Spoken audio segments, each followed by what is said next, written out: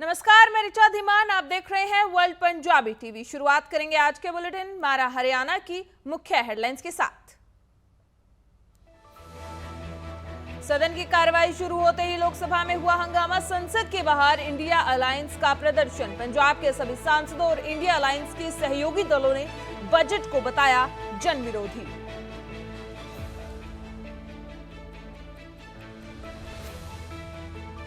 रोहतक दौरे पर CM Nayab Singh Saini PTC Sunaria में पासिंग आउट परेड में बतौर मुख्य अतिथि हुए शामिल। प्रशिक्षण लेने वाले जवानों को सीएम ने दिलाई शपथ। सीएम समेत एसपी और एडीजीपी रहे मौजूद।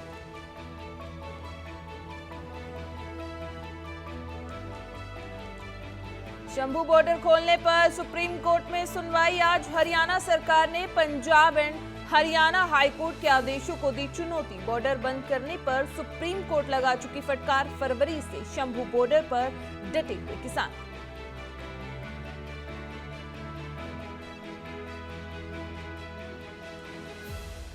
पूर्व सीएम जयराम ठाकुर ने दी बजट पर प्रतिक्रिया। कहा, नौजवानों को इंटर्नशिप का किया प्रोविजन, युवाओं को रोजगार उपलब्ध करवाना मकसद।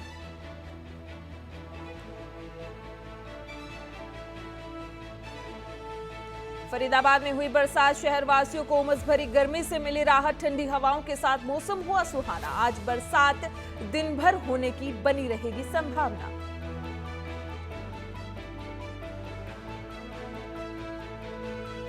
कुरुक्षेत्र के बिशनगढ़ के तालाब में 2 मगरमच्छ होने का दावा कर रहे ग्रामीण। 5वें दिन भी मगरमच्छ को पकड़ने की मुहिम जारी। जलकुंभी के कारण मगरमच्छ पकड़ने में आ रही दिक्कत।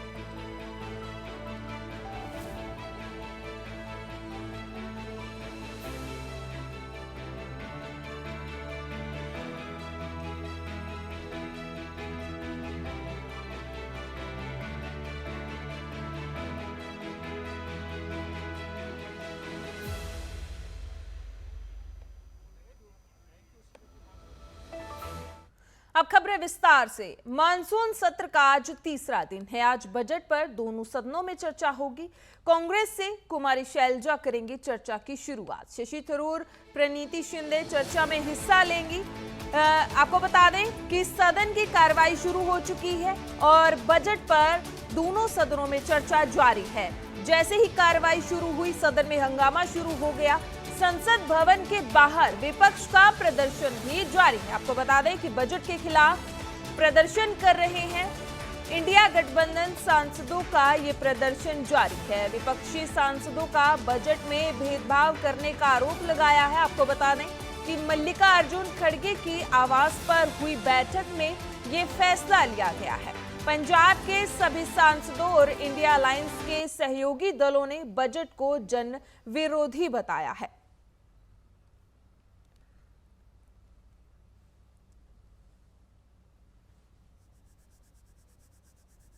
अपने आप को भयभीत करते हैं, हम सबको भयभीत करते हैं। यह हमला इतना भयानक था कि ब्लास्ट के बाद जहाज अटलांटिक ओशन में गिर गया, जिसके कारण बहुत सारे मृतकों की लाशें भी नहीं मिली और कितने परिवार अपने प्रियजनों का अंतिम संस्कार भी नहीं कर पाए। इस घटना को 40 वर्ष होने जा रहे हैं। पिछले महीने जून 2024 में कनाडा सरकार ने बताया कि वो इस घटना की जांच कर रहे हैं।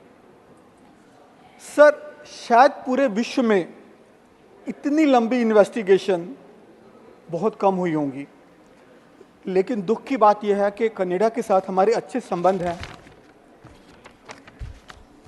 मुझे शंका इस बात की भी होती है कि जो देश, कनाडा, अपने आप को डेवलप्ड कंट्री बोलता है, अपने आप को डेमोक्रेटिक कंट्री बोलता है, अपने आप को न्याय देने वाला कंट्री बोलता है, अपनी पार्लियामेंट में टेररिज्म एक्ट को कंडेम करता है, लेकिन जो कनिष्क एयरक्राफ्ट की फ्लाइट उनकी अपनी ज़मीन से उड़ी, जो कि सिक्योरिटी लैप्सेस के खुद जिम्मेवार थे, उस घटना के विक्टिम्स को आज तक वो न्याय नहीं दे रहे हैं।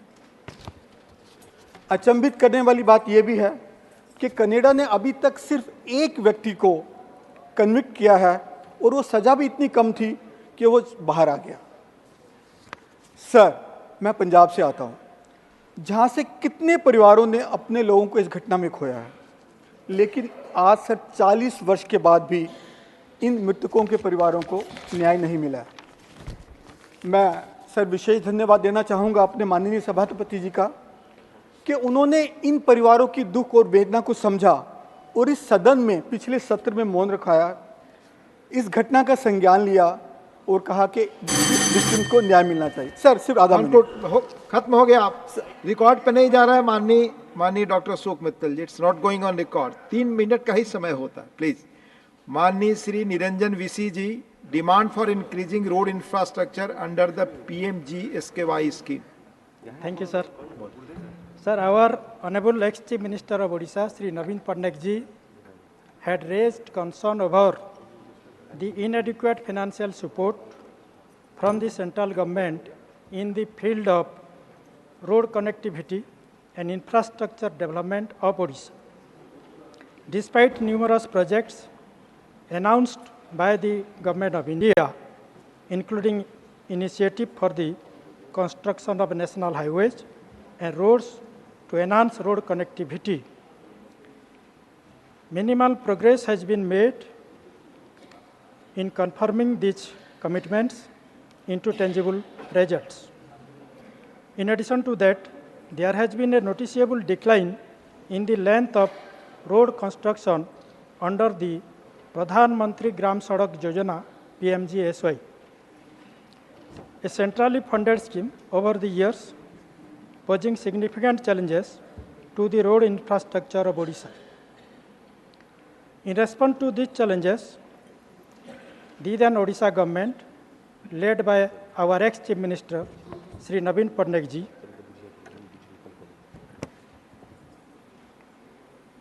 had initiated projects such as the State Highway Development Program and Biju Express Way Yojana, providing financial assistance for road construction. Moreover, the state government, led by our ex-Chief Minister Sri Naveen Patnaik ji, had earmarked funds for additional scheme aimed at transforming rural infrastructure. However, despite these endeavors, there remained a processing need for increased intervention from the Government of India. Therefore, through you, sir, I respectfully urge the Government of India to scrutinize this matter and allocate funds and assistance immediately to ensure the timely completion and enhancement of the road infrastructure, Pradhan Mantri Gram Sadak Yojana, in the state of Odisha. This proactive intervention is crucial for addressing the deteriorating condition of roads and fostering overall economic and social development in the state of Odisha. Thank you, sir. धन्यवाद माननीय श्री निरंजन विसी जी। माननीय Shri Ajit Kumar Bhuyan, concern over the navigational clearance in the Brahmaputra River, please. Thank you, Deputy Chairman, sir, for allowing me to raise an important issue about Assam. I am a representative of the state of Assam, through which the mighty river Brahmaputra is flowing, dissecting the state from Sadia to Dhubri, Bangladesh border. Traversing a distance of 891 kilometers, the Ministry of Shipping and Waterways has declared the above waterway as a national waterway number 2. As per the Inland Waterways Authority of India, IWAI Act 1985, IWAI is responsible for developing the waterway for navigation. The IWAI is carrying out various development works on the waterway to improve its navigability as laid down in the IWAI Act 1985. At present, the waterway is being used by vessels of the Government of Assam, the Army, Border Security Forces, tourism organizations, and other private operators. Long cruise tourist vessels are making voyages between Pandu and Majuli islands. From October to May, over-dimensional cargo is also transported through the waterway from time to time. Now, sir, now a new bridge over the river. आपको बता दें कि दोनों सदनों की कार्रवाई फिलहाल जारी है। इसके साथ ही आपको बता दें कि जैसे ही सदन की कार्रवाई शुरू हुई तो इंडिया अलायंस के सहयोगी दलों ने बजट को लेकर जमकर प्रदर्शन किया और ये प्रदर्शन जारी है। उन्होंने बताया कि सभी सांसदों और इंडिया अलायंस के सहयोगी दलों ने बजट को जनविरोधी भी बताया है। आपको बता दें कि ये तस्वीरें आप देख पा रहे हैं, मल्लिकार्जुन खड़गे कांग्रेस के जो राष्ट्रीय अध्यक्ष हैं वो बैठक की गई थी, बैठक में ये फैसला लिया गया था। तो ये रणनीति बनाई गई है जहां पर पंजाब के सभी सांसदों और इंडिया अलायंस के सहयोगी दलों ने बजट को लेकर ये प्रदर्शन किया है। इस प्रदर्शन में सभी सांसद और इंडिया गठबंधन के सभी सदस्य मौजूद रहे। ये प्रदर्शन जारी है और बजट को जनविरोधी बताया है।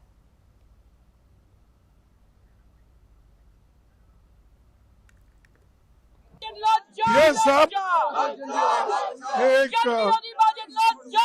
डिसिप्टिव बजट है और इसमें अन्याय है।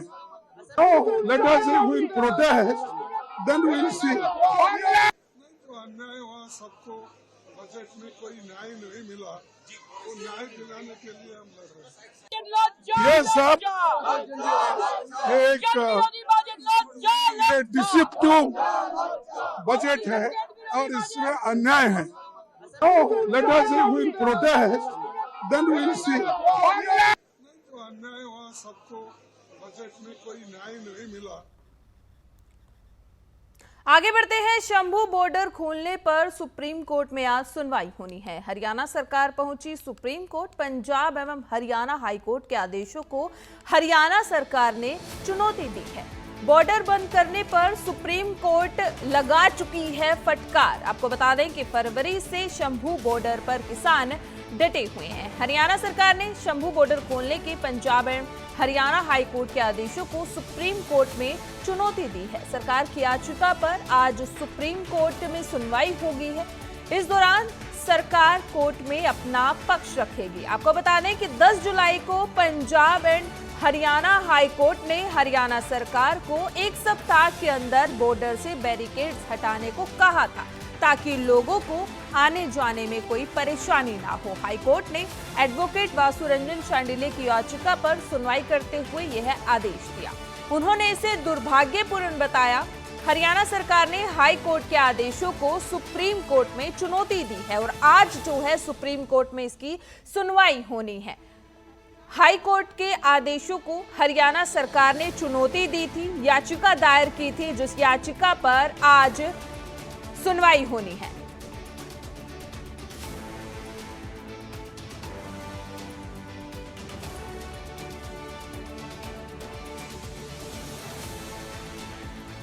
आपको बता दें कि हरियाणा सरकार सुप्रीम कोर्ट पहुंची और आज सुनवाई होनी है। पंजाब एवं हरियाणा हाई कोर्ट के आदेशों को हरियाणा सरकार ने चुनौती दी थी। बॉर्डर बंद करने पर सुप्रीम कोर्ट फटकार भी लगा चुकी है। आपको बता दें कि फरवरी से शंभू बॉर्डर पर किसान डटे हुए हैं। लोगों को आने जाने में काफी परेशानी हो रही थी, जिसकी वजह से हाई कोर्ट ने ये आदेश दिए थे।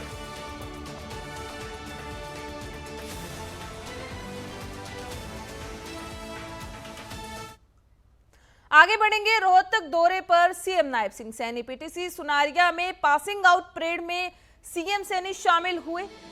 बतौर मुख्य अतिथि कार्यक्रम में पहुंचे। परेड में मधुबन की टुकड़ियों ने हिस्सा लिया। प्रशिक्षण लेने वाले जवानों को सीएम ने शपथ दिलाई। इसके बाद जो प्रशिक्षण लेने वाले पुलिस जवान हैं वो पूर्ण तरीके से तैयार हैं, तो इसके बाद वो ज्वाइन करेंगे। सीएम समेत इस दौरान एसपी और एडीजीपी भी मौजूद रहे। आपको बता दें कि रोहतक में मुख्यमंत्री नायब सिंह सैनी स्थानीय सुनारिया स्थित पीटीसी में रिक्रूट बेसिक कोर्स बेंच संख्या 90 की पासिंग आउट परेड में बतौर मुख्य अतिथि शामिल हुए। कार्यक्रम को लेकर सीएम सैनी ने परेड का पहले निरीक्षण किया और प्रशिक्षण वाले पुलिस के जवानों को शपथ भी दिलाई। शपथ के बाद सीएम सैनी से आगे कार्यक्रम की अनुमति ली गई। राष्ट्रीय ध्वज और पीटीसी सुनारिया के ध्वज को भी सलामी दी गई।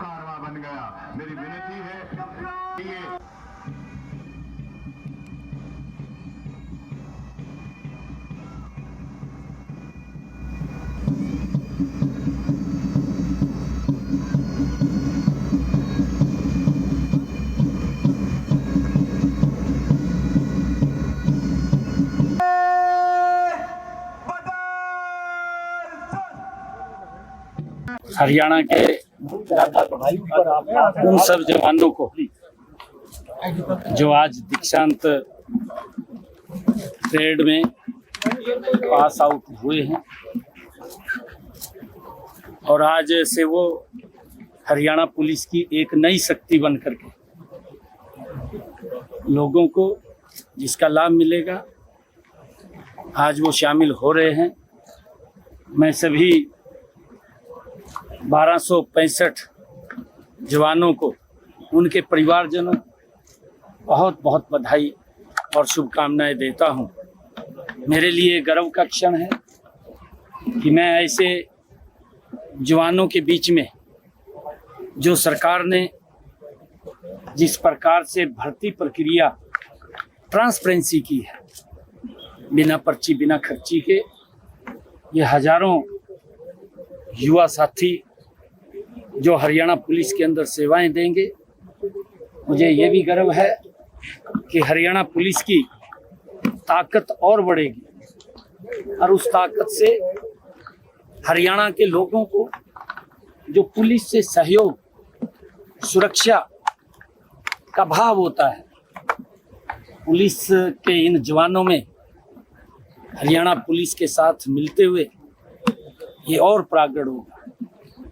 क्योंकि हम देखते हैं कि हरियाणा पुलिस पहले भी, चाहे कोई क्रिमिनल है या कोई नशा के अंदर लिप्त होता है, ऐसे लोगों के खिलाफ सख्त कार्रवाई करके कहीं ना कहीं उनको सजा दिलवाने का काम भी हमारे ये पुलिस के जवान करते हैं।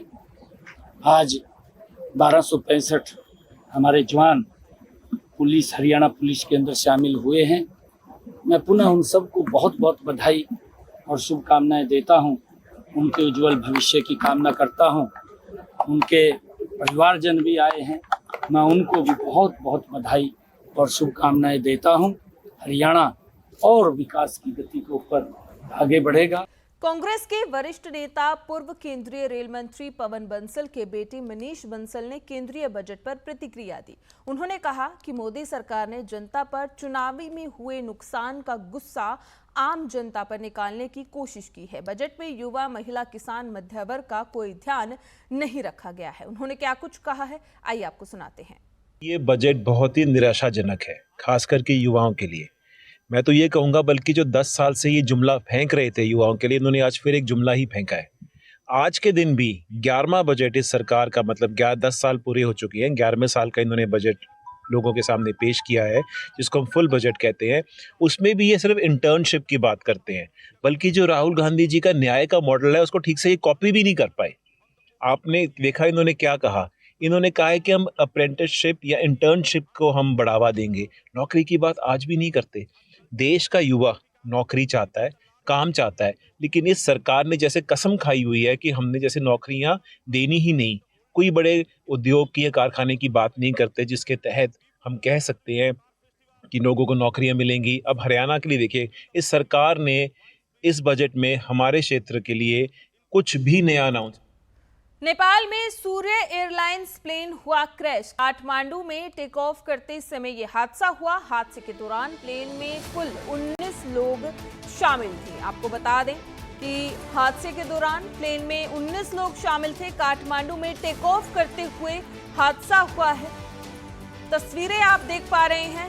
नेपाल में सूर्य एयरलाइंस प्लेन में क्रैश हुआ है। काठमांडू में टेक ऑफ करते समय ये हादसा हुआ है। हादसे के दौरान प्लेन में कुल 19 लोग शामिल थे। नेपाल में सूर्य एयरलाइंस प्लेन क्रैश हो गया। हादसे के दौरान प्लेन में कुल 19 लोग शामिल थे। काठमांडू में टेक ऑफ करते समय ये हादसा हुआ और प्लेन में उस दौरान 19 लोग शामिल थे। तस्वीरें आप देख पा रहे हैं।